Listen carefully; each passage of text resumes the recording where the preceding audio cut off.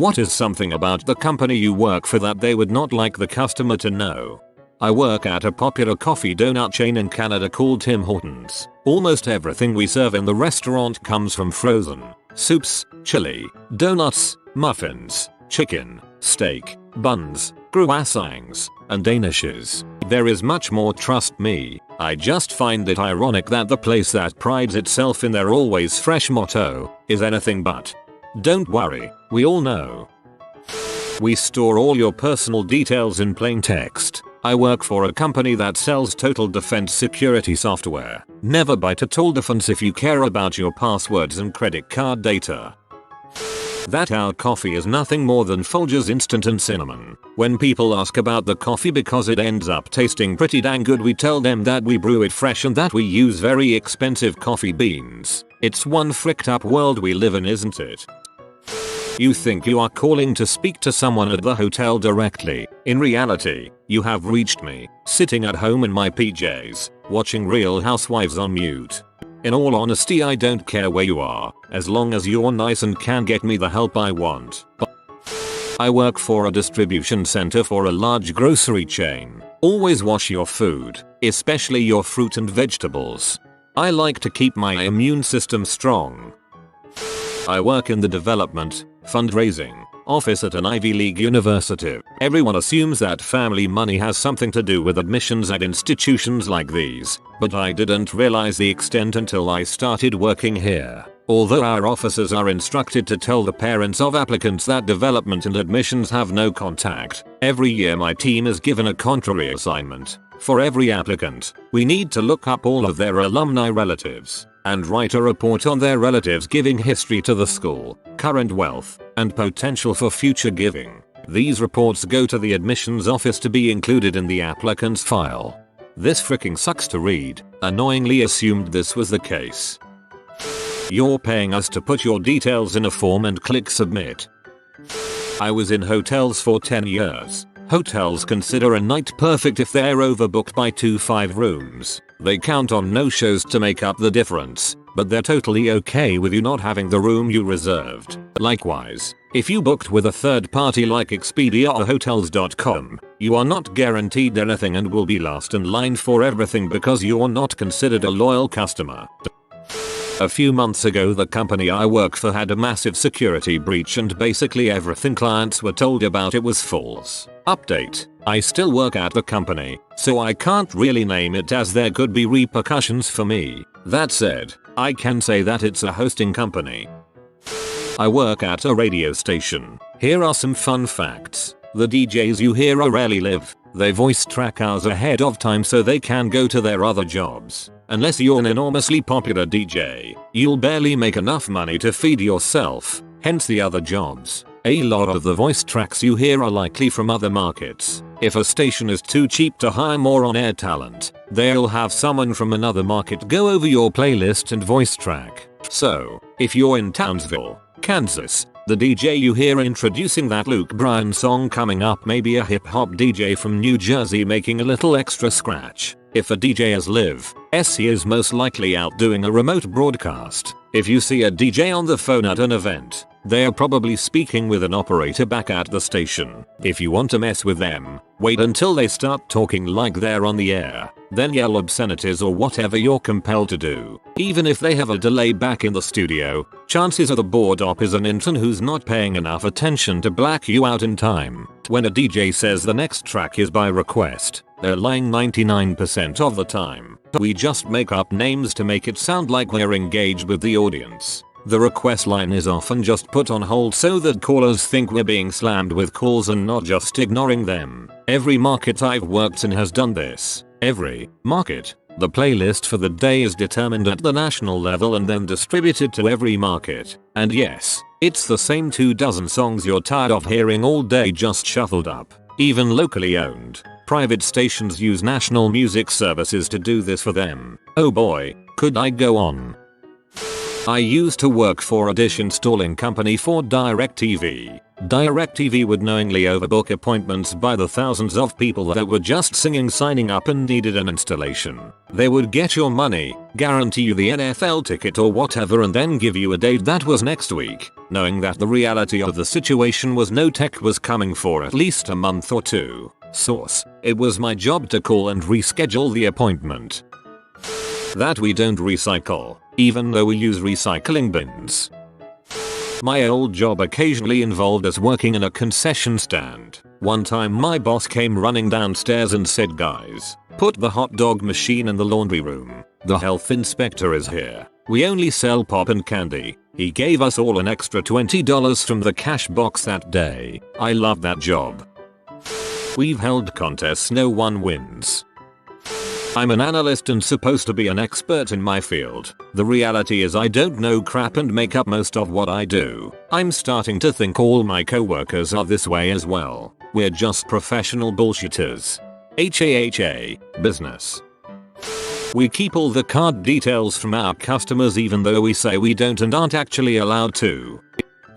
Home Depot. Every employee is given, by the CEO, $50 worth of wiggle room to put the customer first. This means every deal hole that works there has the ability to knock $50 off your purchase. There are times when employees are urged not to use it, but all have the ability. This includes price matching, up to the $50 level. It is against company policy to question the customer. Hint, tell them it costs $45 less at Lowe's. They will meet and beat for a savings of $49.50. Poof. You have a drill for cheap and no proof is necessary. Also, anything that is on a green handwritten tag they want to get off their books and they will give you money off. All discounts are going to be higher on Mondays and Tuesdays, start of budget week, and even larger early in the month. Want to buy a bunch of clearance stuff they have? Has it been there a little while? Not in a hurry. Ask for the department manager and ask them if they can cut you a deal, and let them know you don't mind waiting. I used to give big discounts on big clearance orders if they bought on the first day of my fiscal month. That way I could budget for it. I am not a hot girl in your area. I am an average looking man in Yorkshire. Someone died here when he was left alone. A person was supposed to be watching him at all times. One of those steak houses with the peanuts. Our steaks are of a lower quality grade than the ones you get at the grocery store. The kitchen is overrun with mice. Also the floor is rotten. UK chain restaurant, apparently seen as upmarket. I used to work for a large British bank a few years ago. First day on the job in an internal IT support call center, I was shown how to access any customer's bank details in the UK, alter their mortgages, adjust their overdrafts and OFC move money in and out of their accounts. This was my first day on the job. No background or security checks, nothing, nada. I do not bank with these people anymore.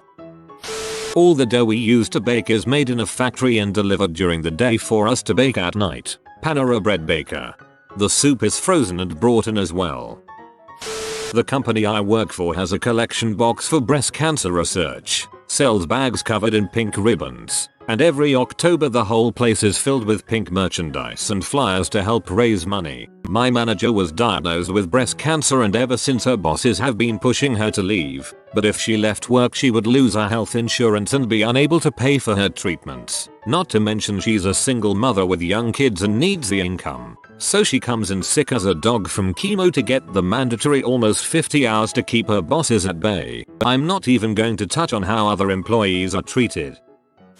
University of Phoenix admissions rep and former UOP instructor. You don't have a GED? No problem. My boss knows a guy that can get you a GED in 3 days for $100. No test needed. You are worried about tuition costs? No worries. We will get you all the grants and loans you need. Deferment is a wonderful idea. You need cash now? No problem. I can make it so you can a few extra $1,000 from your student aid by misrepresenting your income, dependents, and ethnicity. Scared that college will be hard and time consuming? Nope. For $100 class, I can give you an email address to someone who will log in as you. Post discussions. Do your assignments. With a minimum of a B grade. Failing a class and scared about getting expelled? Tell the dean of the school that your instructor told an off-color joke about racism, sexism, or rape, or traumatic A. Concerned about finding a job after graduation? No problem. We have several outbound call centers that cannot wait to hire you so you can call people to collect money from them. Don't want to work at a call center? As I have been told by dozens and dozens of recruiters, if you mention that you have a degree from any for-profit school, UOP, Kaplan, DVRY, etc., your resume gets thrown away. Think the government will shut us down? University of Phoenix spends millions of dollars to lobby senators and representatives to not look our way. Instead shut down the smaller colleges. Corinthian is the latest victim. The amount of money I see wasted here is astounding. There's a place called the RP-80 yard where they incinerate everything in an effort to reduce US presence in Afghanistan. It doesn't matter how expensive or reusable it was, just destroy it so we don't have to worry about sending it home or finding someone to sell it to. MRAPs, for example, cost about $500,000 for a vanilla truck. There is an endless field of them on Bagram waiting to be shredded and sold for scrap. They weigh in at about 30,000 pounds and are sold for 93 cents a pound. Call it $30,000 of scrap metal, even though it's probably a lot less. I guess the customers are taxpayers. Leave them there. We'll be back in a couple of years. We find weapons and drugs all the time and are encouraged to just dispose and ignore and not report it. I work for a defense contractor that specializes in basically doing the thinking for the federal government. We are paid via no-bid contracts because we save them money. We rarely work more than 2 real hours in a given day. I bring beer to work for the whole office, homebrewer, once a month, and people get hammered and then return to work. We have a 1959-minute rule that basically says you can charge anything to main work so long as it's less than a full hour. Analytical tools I create recycle the same core code over and over, with small changes. We code in MATLAB. We regularly talk about how freaking stupid the government is for paying us so much. My first month I was told to slow down on completing tasks or there wouldn't be any work available for me to charge to, and that would look bad for everyone else. The markups on products tend to exceed 2000%. This is true for amplifiers, like for electric guitars. They are very cheap to manufacture and sell for hundreds of dollars. Even when they have a huge 50% blowout sale, they are still making good profit. Used for a very expensive car brand, £300 K plus, and nearly every car had defects that were fixed with marker pen, masking tape, cheap glue etc. I'm from a third world country. One of the biggest computer software hardware companies in the world outsource most of their services to us. Now this major computer software company has an email service. If you forgot your password, or someone has hacked into your account, then it is our job to get you a new password or return the control of your account back to you. So, you fill up a form with identifying details, full name, birthday, at least 5 contacts, subjects of your recent emails, etc. So we can determine if you really are the owner of that account. We cross-check the details that you've provided us with those in your account. How do we do this? Well, we have 100% access to your account. We can read every single email. We can see your contacts, your pictures, and everything. This software company doesn't have any method to prevent us. They're outsourced agents from reading other people's emails. They basically told us, hey, don't read clients' emails. You'll get a reprimand if you do. Even if I don't have a ticket on my queue, I can easily open the emails of anyone I know who uses this email service, as long as I know their username. The same goes for this company's cloud service. We can also open any files that you store in their cloud, even if you set them on private. I can blackmail a lot of people if I want to, but I won't do that, because I'm a good person. Please don't say Gmail.